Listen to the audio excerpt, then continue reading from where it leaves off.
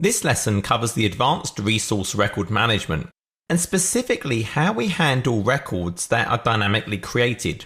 In DHCP, as part of my properties, when I give out an IP address, I give it a lease. That's the duration for which that machine keeps the IP address. The default is 8 days. So this machine will get an IP address and it would dynamically register its host name to that IP address, and it will keep it for at least 8 days. Also, as part of the configuration, you can tell the DHCP server should it let the client update its own records and the DHCP server only register it if requested by the client, or always do it for older clients, such as the NT4 who don't support dynamic update, or always make the DHCP server register regardless if the client asks it to or not. This would mean the DHCP server owns those records rather than the client. So what does this mean? So on my DNS server, I have lots of records that were created by clients.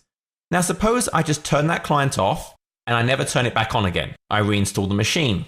I have lots and lots of effectively stale records. They're just not used anymore. And so DNS has a capability to scavenge these. There are a number of settings related to this. So I can set aging scavenging for all zones, and there are 2 time intervals.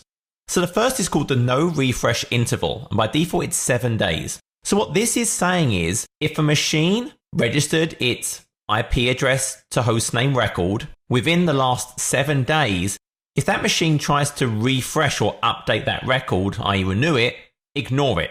The reason you do this is you want to try and cut down on replication traffic between the DNS servers. So if it's within 7 days, don't bother letting it update.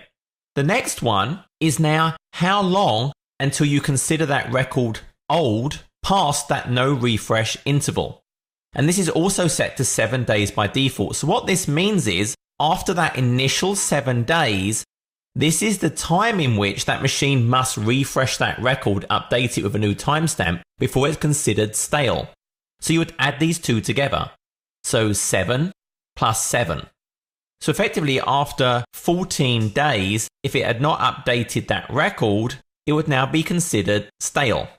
And you have to be very careful if you actually turn on scavenging of stale records, because it does relate very heavily to the DHCP lease time.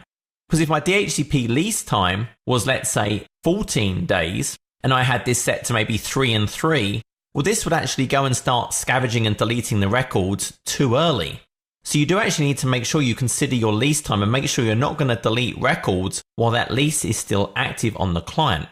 There's a lot of different guidance for what you should set these values to, but the one that seems the most common and makes sense is you want to set these to equal the lease duration.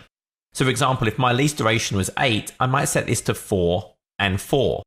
So now after 8 days, this could be considered stale. If it's too long, the challenge is the DHCP server may give out the IP address to another machine, but the old record still exists, so it can't be updated. There's actually a great record by Microsoft Premier Field Engineering that actually talks through in detail the pros and the cons, the setting you can configure on DHCP to make the DHCP server register it instead, but it talks through the exact problem you would see. And this is really where that recommendation comes from, letting it equal. So I'm going to set this to 4 and 4. I'm going to apply these, and it's going to update all of the zones in AD integration. Now you can also set these on a per zone basis. So as part of the aging, I can set different values. So I'm now going to update these to 4 and 4 as well. But by default, scavenging is not actually enabled. I'm going to go back to that server, and under properties, under advanced, I'm going to enable automatic scavenging of stale records. And I'm going to do it every day. So I'm going to apply that. So now what that will actually cause it to do is once a day it will go through and it will delete those stale records. Now to perform a manual, I can actually right click on the server and I can say scavenge now. So it's now going to scavenge all of them right now. So I let that run. This will take some time. I can also start this from the command line. You can do DNS command, the name of my server, and I can say start scavenging. So that's also triggered that scavenging. So it's now going to go through, it's going to look at the timestamps, work out is it past that refresh and no refresh interval time, and then we'll start to see them delete, but it's not an instant operation. And this concludes the lesson on some of that advanced resource record management.